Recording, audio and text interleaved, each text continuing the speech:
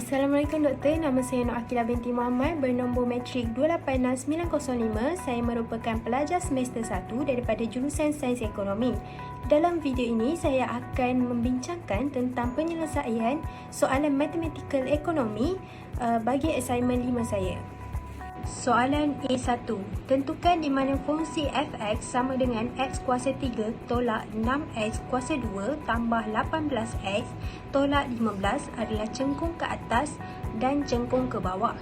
Untuk menyelesaikan soalan ini, kita perlu mencari derivatif 1 dan derivatif 2 terlebih dahulu dengan menggunakan formula fx sama dengan x nx kuasa n tolak 1. Untuk mendapatkan derivatif 1, kita ambil fungsi daripada soalan iaitu fx sama dengan x kuasa 3 tolak 6x kuasa 2 tambah 18x tolak 15 dan kita akan mendapat 3x kuasa 2 tolak 12x tambah 18.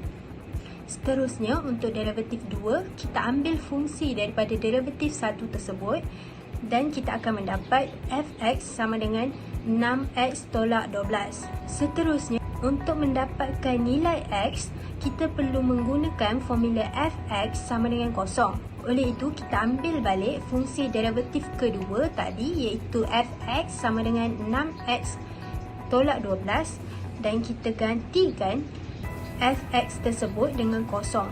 Dan akhir sekali, kita akan dapat jawapan x sama dengan 2.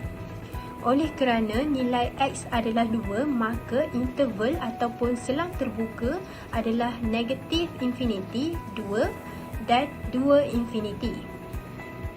Seterusnya, untuk mengetahui interval manakah yang mencengkung ke atas dan mencengkung ke bawah, kita perlu menggunakan nombor contoh bagi kedua-dua interval tersebut. Disebabkan interval ataupun selang terbuka yang pertama tadi adalah negatif infinity 2, kita boleh mengambil apa-apa sahaja nombor yang lebih daripada negatif infinity dan kurang daripada 2. Oleh itu, kita ambil semula fungsi derivatif yang kedua dan gantikan x dengan negatif 2. Dan jawapan yang saya dapat adalah negatif 24. Seterusnya, untuk interval ataupun selang terbuka yang kedua iaitu 2 infinity, saya ambil nombor 4 kerana 4 adalah lebih daripada 2 dan kurang daripada infinity. Oleh itu, jawapan yang saya dapat adalah 12.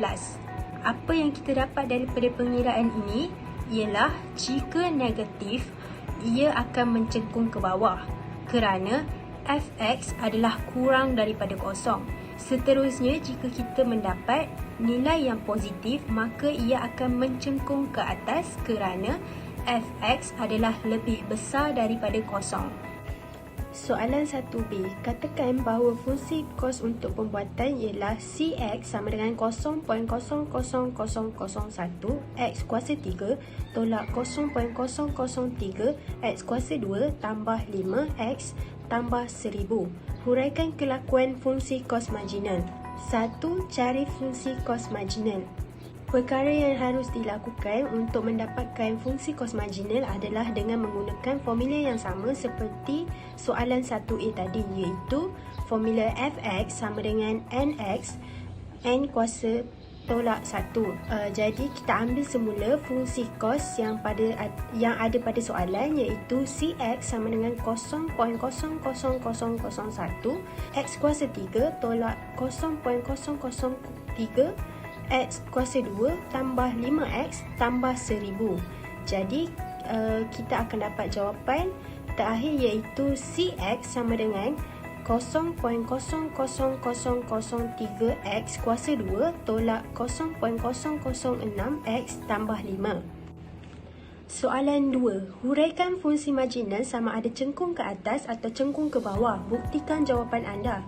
Seperti yang kita tahu, fungsi kos marginal yang kita dapat pada jawapan 1 tadi merupakan derivatif yang pertama.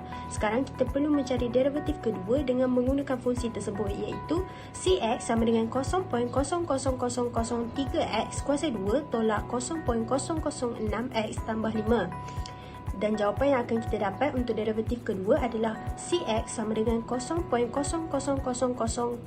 0.006x tolak 0.006. Seterusnya, kita perlu menggunakan formula fx sama dengan 0 untuk mencari nilai x. Oleh itu, jawapan yang akan kita dapat untuk nilai x adalah 1000. Maka, interval ataupun selang terbuka yang akan kita dapat adalah negatif infinity 1000 dan 1000 infinity. Untuk mengetahui interval ataupun selang terbuka yang manakah mencengkung ke atas ataupun mencengkung ke bawah, kita perlu menggunakan nombor contoh. Bagi interval yang pertama, saya menggunakan nombor contoh 100 kerana ia adalah lebih daripada negatif infinity dan kurang daripada 1000. Maka jawapan yang akan saya dapat adalah negatif 5.4. Seterusnya, untuk interval yang kedua, saya menggunakan nombor contoh 2000 kerana 2000 adalah lebih daripada 1000 dan kurang daripada infinity. Oleh itu, jawapan yang akan saya dapat adalah positif 6. Maka selang terbuka yang pertama tadi adalah mencengkung ke bawah kerana fx kurang daripada 0 dan ia bernilai negatif. Seterusnya, bagi interval ataupun selang terbuka yang kedua adalah mencengkung ke atas kerana fx adalah lebih daripada 0 dan kita dapat jawapan tadi adalah positif. Soalan 1C, sebuah syarikat telah menetapkan bahawa fungsi hasil pada ringgit Malaysia ialah Rx sama dengan 2x kuasa 3 tolak 40x kuasa 2 tambah 8x dan fungsi kos dalam ringgit Malaysia ialah Cx sama dengan 3x kuasa 3 tolak 19x kuasa 2 tambah 80x tolak 800. 1. Cari tahap pengeluaran yang memaksimumkan keuntungan bagi syarikat. Bagi mencari keuntungan yang memaksimumkan syarikat, langkah pertama yang harus kita lakukan adalah cari fungsi keuntungan, iaitu Px sama dengan Rx tolak Cx. Dan jawapan yang akan kita dapat adalah Px sama dengan negatif x kuasa 3 tambah 21x kuasa 2 tolak 72x tambah 800. Langkah kedua, kita perlu mencari derivatif pertama, iaitu dengan menggunakan fungsi yang kita dapat pada langkah 1 tadi, dan jawapan yang akan kita dapat adalah Px sama dengan negatif 3x kuasa 2 tambah 42x tolak 72. Seterusnya, langkah yang ketiga, kita perlu menggunakan formula Px sama dengan 0 untuk mendapatkan nilai x ataupun pengeluaran yang memaksimumkan keuntungan. Oleh itu, jawapan yang akan kita dapat adalah X2 dan X12. Maka, pengeluaran yang memaksimumkan keuntungan syarikat adalah 12 unit. Soalan terakhir, cari harga seunit untuk memaksimumkan keuntungan. Maka, kita ambil Px sama dengan negatif x kuasa 3 tambah 21x kuasa 2 tolak 72x tambah 800.